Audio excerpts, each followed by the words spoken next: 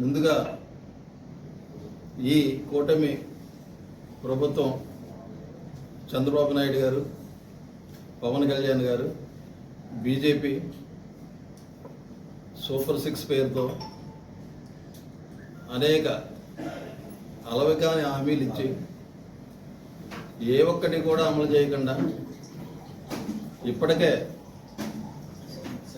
1,50,000 కోట్లు అప్పు చేసి ఒక్క రూపాయి కూడా పేదలకి చెందకుండా ఏం చేస్తున్నారో అర్థం కాని పరిస్థితి. ఇప్పుడు మహిళా దినోత్సవం రోజుని సీఎం చంద్రబాబు నాయుడు గారు 1,00,000 మంది మహిళల్ని కోటీశ్వరులు చేస్తానంటే వాళ్ళకి ఏ లోన్లు ఇచ్చి కోటీశ్వరులు చేస్తారులా ఉంది. ఏదో 10 కోట్లు 20 కోట్లు ఇచ్చేస్తారేమో, పెద్ద పెద్ద ఇండస్ట్రీస్ పెడతారేమో అనుకున్నాం.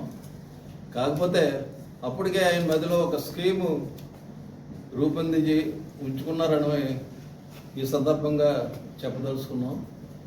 ఆ స్కీమ్ ఏంటంటే మహిళలకి కుట్టు మిషన్లతో పాటు ట్రైనింగ్ ఇచ్చి, ట్రైనింగ్ తర్వాత కుట్టు మిషన్లు ఇచ్చే ఒక కార్యక్రమం అండి. మళ్ళీకి ఇచ్చే కుట్టు మిషన్ ఖరీదు 4,300, ట్రైనింగ్కి అయ్యే ఖర్చు 300, 3,000, మొత్తం 7,300.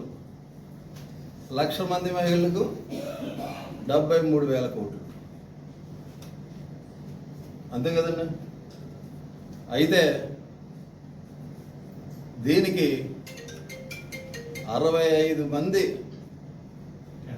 టెండర్కి వేయడానికి వస్తే వాళ్ళందరినీ డిస్క్వాలిఫై చేసి 3 మాత్రమే ఉంచి, అందులో L1కి 5% మాత్రమే పని అప్పచెప్పి, ఆయన్ని బెదిరించి 5% పని మాత్రమే అప్పచెప్పి, L2, L3 ఒకలే కంపెనీలు. అది చంద్రబాబు నాయుడు గారు బినామీలు. వారు 95% పని వారి చేతుల్లో పెట్టుకొని ఈరోజు 435 కోట్లకి భారీ స్కామ్కి రూపాంతరం చెందిన ప్లానే ఈ ఉచిత కుట్టు మిషన్. చంద్రబాబు నాయుడు గారికి మొదటి నుంచి బీసీలు అంటే చిన్న చూపు.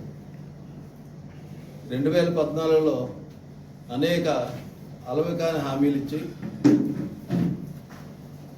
ఆ హామీలు అమలు చేయమన్న నాయి బ్రాహ్మణుల్ని ఏ విధంగా అవమానపరిచారో మనకు తెలుసు. సచివాలయానికి వెళ్ళి అడిగితే, పవిత్రమైన సచివాలయానికి వచ్చి మీరు అలాగా కాల్ ఎట్టి అడుగుతారు, మీరు అసలు ఎందుకు వచ్చారని తెచ్చిపరిచారు.